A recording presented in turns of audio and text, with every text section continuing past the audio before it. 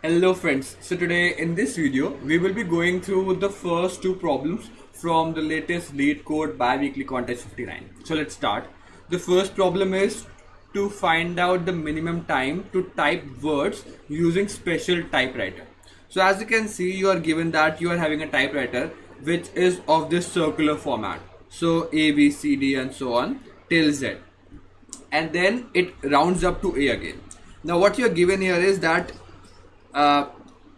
you have to type out some particular word, as you can see here, okay?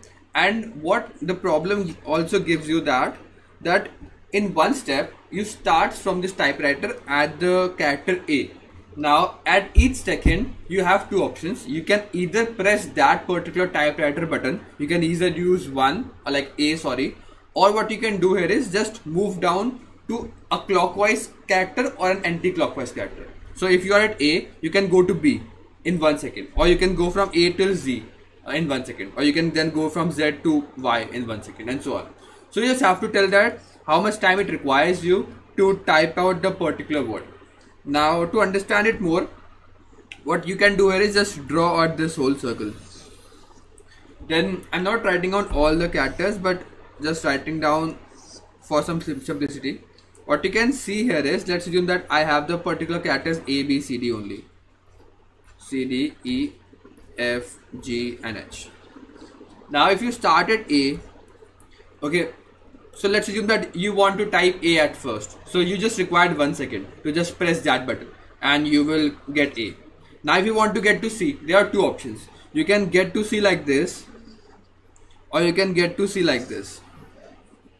So at every point you have two positions or like two options. You can get to C from A till C, or from like in a clockwise or an anti-clockwise manner. So you just have to find out the minimum steps it requires to get down from A till C, and now your current position will become like this. Now you have to do the same thing if you want to get to Z, or like let's say you want to get to G, then you also have two options, A or like go to clockwise or anti-clockwise manner.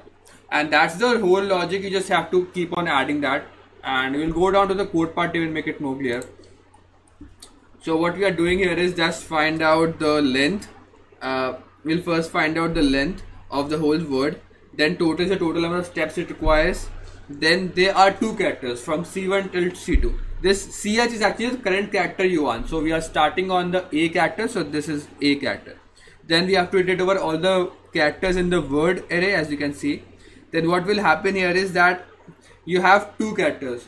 You can go from A till Z. So let's assume that you want to go from A till F. Let's assume that you have two options, option 1 and option 2. Okay, and then in each option, after that option, what you can see here is that when you reach down to that particular character, you have to find out the minimum steps it requires. So you're just finding out the minimum of both of these options plus 1, because 1 step is taken to like 1 second is done to press that key also. So that is, and then because you finally reach the particular word, so you will change your current word CH to the particular word you are like wordify, and just return out the total steps you have taken. So that's the logic for the first problem.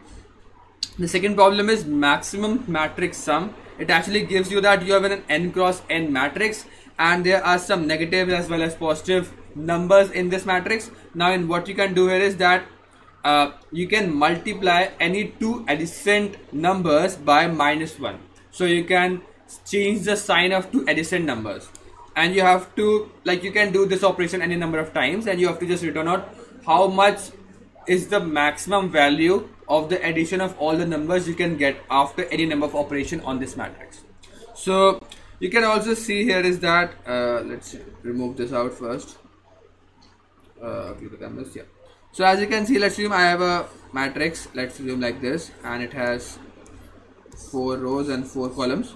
Now what you can see here is that if I have a negative here, and let's assume I have a negative here, okay, then I can first, and this is a positive, okay, I can multiply these two and the negative will transfer here. If this will become negative, this will become positive. Then I can multiply these two and then the negative will transfer here. I can multiply these two, the negative will transfer here, and I can multiply these two and negative will transfer here.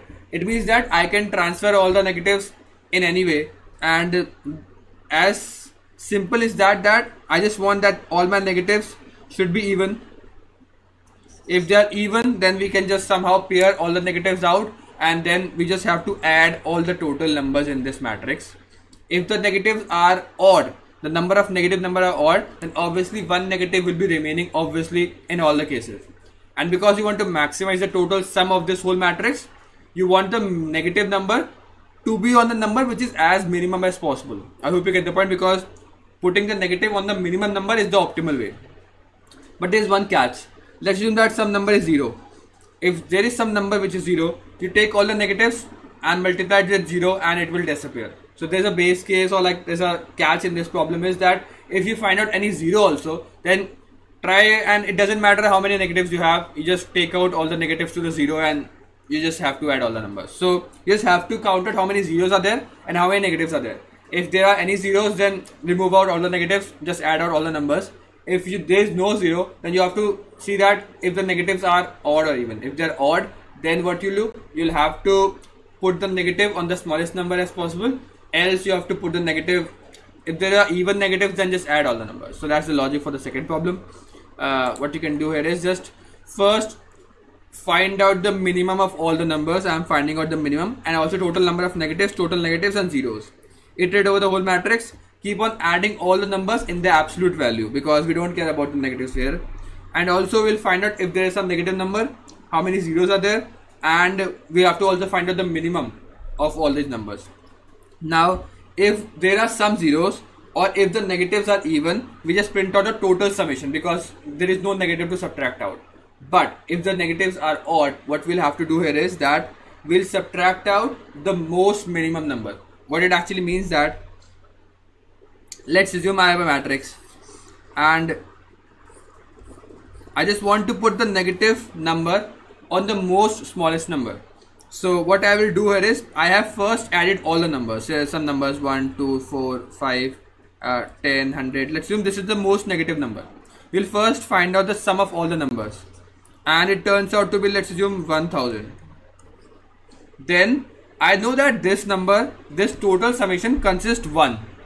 Like obviously it consists of 1, but I have to somehow subtract 1 from it. If I subtract out 1 from it, it will actually subtract out 1 from it, but not, we don't neglect it. So the summation of this is actually all these numbers plus 1, but I have to actually neglect it. I don't have to subtract it out. So I have to subtract it twice, 2 times. Why I'm subtracting 2 times? 1 to actually remove out from the total sum, and 1 to subtract it, because it is negative, it is decreasing the sum. I hope you get the point. So we don't have to just subtract it from the total sum, we have to decrease it also, because it is negative, so it is decreasing the total sum. So that's what we are doing here, is that if the total summation, we find out the total number of negatives are odd, we'll subtract out the minimum twice, and then we just return out the total value.